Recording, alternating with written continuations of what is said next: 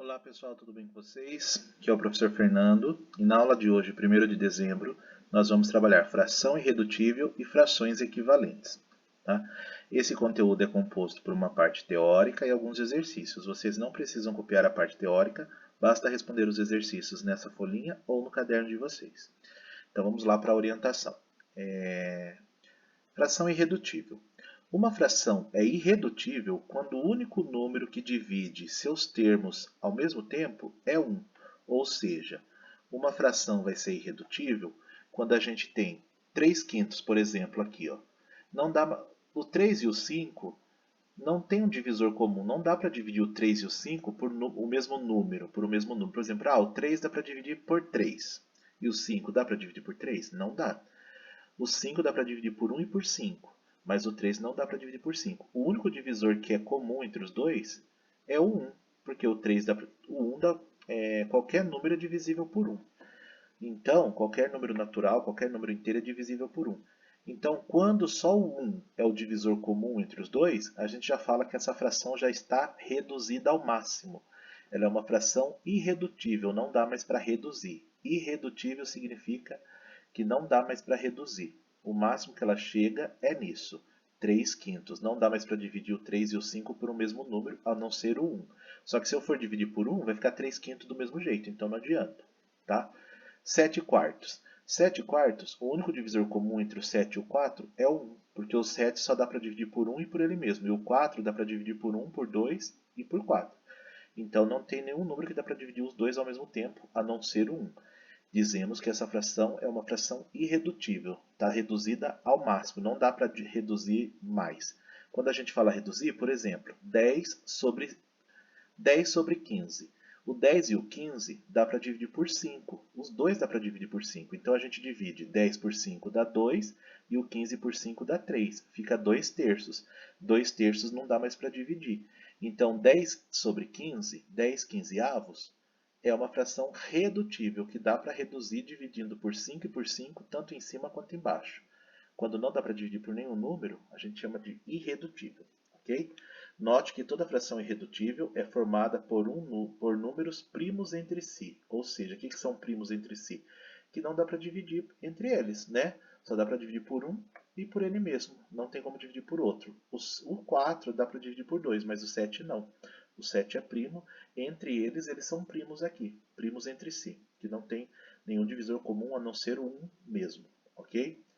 Simplificação de frações.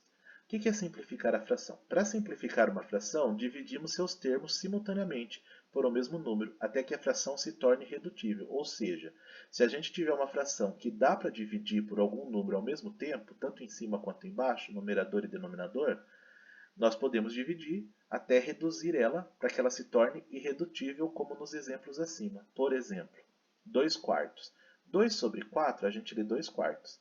Só que ela não dá para simplificar ela. O que é simplificar? Reduzir um pouco, porque o 2 e o 4 tem um divisor comum, que é o 2. Por exemplo, o 2 dá para dividir por 2? Dá. O 4 dá para dividir por 2? Dá. Então a gente divide por 2. 2 dividido por 2 dá 1. 4 dividido por 2 dá 2.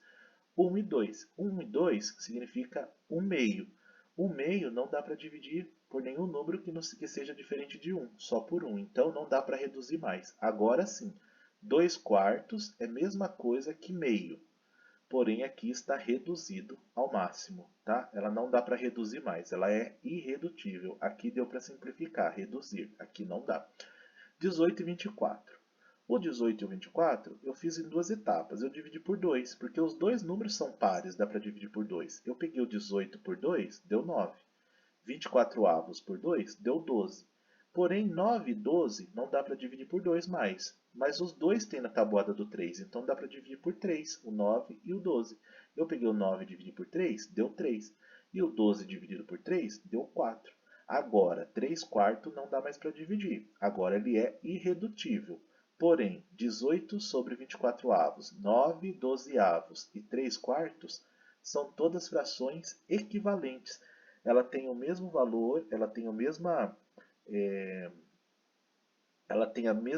proporção, o mesmo valor, porém com números diferentes. Ela representa a mesma quantidade com valores diferentes, mas elas são equivalentes. E aqui a gente vai falar o que é uma fração equivalente. Frações equivalentes são frações de termos diferentes, números que aparecem diferentes, mas que representam o mesmo valor.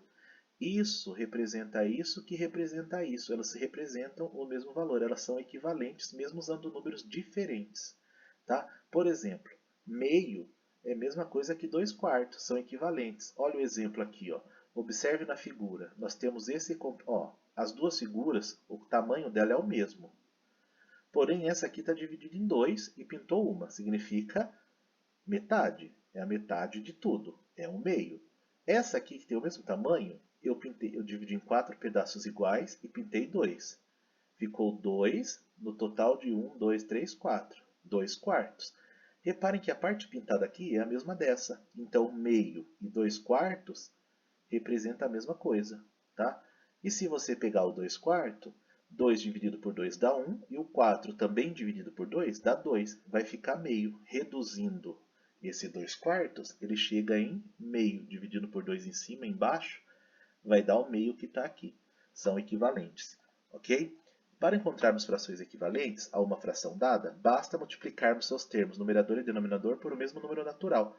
A gente pode ter, ao invés de reduzir, ir multiplicando para achar várias frações equivalentes. Por exemplo, 3/5. Se eu multiplicar por 2, em cima e embaixo, 3 vezes 2, 6. 5 vezes 2, 10. 6 décimos é equivalente, então? Sim. Se eu multiplicar por 3, 3 vezes 3, 9. E embaixo, 5 vezes 3, 15. 9 quinzeavos é equivalente a 3/5? Sim, é o triplo. 6 décimos é o dobro. Tá? Os valores aqui foram dobrados. Então, 3/5 é equivalente a 6 décimos. Pode usar esse símbolo da flechinha, indicando os dois lados, é o símbolo de equivalência. E 3/5 também é equivalente a 9 quinzeavos. É só usar essa flechinha também. 3/5, essa flechinha significa que é equivalente a 9 quinzeavos. Ela só foi triplicado esses valores. Assim, se multiplicarmos numerador e denominador por cada um dos números naturais não nulos, vamos encontrar um conjunto de frações denominado classe de equivalência. Sempre que a gente multiplicar por um número natural, 2, 3, 4, 5, infinito, a gente vai ter uma classe de equivalência, vários números. Vamos ver, por exemplo, aqui. Ó.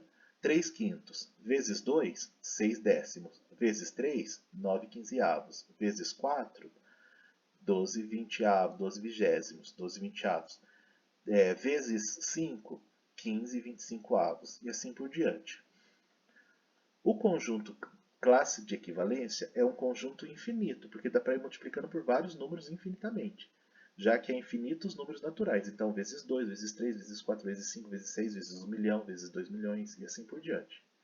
Certo?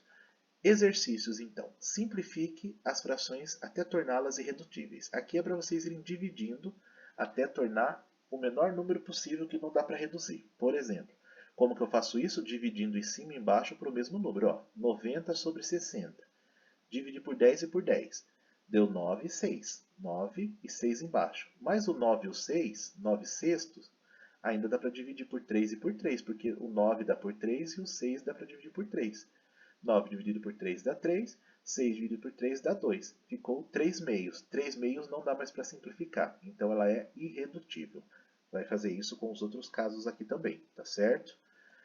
Cite 3 frações equivalentes a cada fração. Nesse caso aqui, é só vocês irem multiplicando, tá? Ó, 3/4. Multiplica por 2 em cima e embaixo, fica 6 oitavos. Multiplica por 3 em cima e embaixo, fica 9 dozeavos. Multiplica por 4, fica 12 16avos.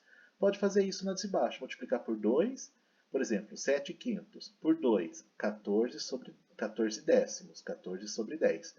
Por 3, 21 sobre 15. 21 quinzeavos. E por 4, pode fazer isso em todas. Por 2, por 3 e por 4, porque pediram 3 só, tá bom? Façam isso em todas. Eu vou pôr o link dessa videoaula para vocês aqui. Esses exercícios do dia 1, nós vamos corrigir. Acredito que na aula de amanhã a gente já tem a correção desses exercícios, tá bom? Então vocês vão resolver agora. Amanhã, dia 2, eu posto a correção desses exercícios. Se não tiver na aula da manhã, vai estar na aula do dia 3, mas eu acredito que esteja na aula de amanhã as correções desses exercícios. Tá? Mas façam sem olhar a correção. Façam primeiro, depois vocês vão no dia 2, deem uma olhadinha nos exercícios e façam a correção, tá certo?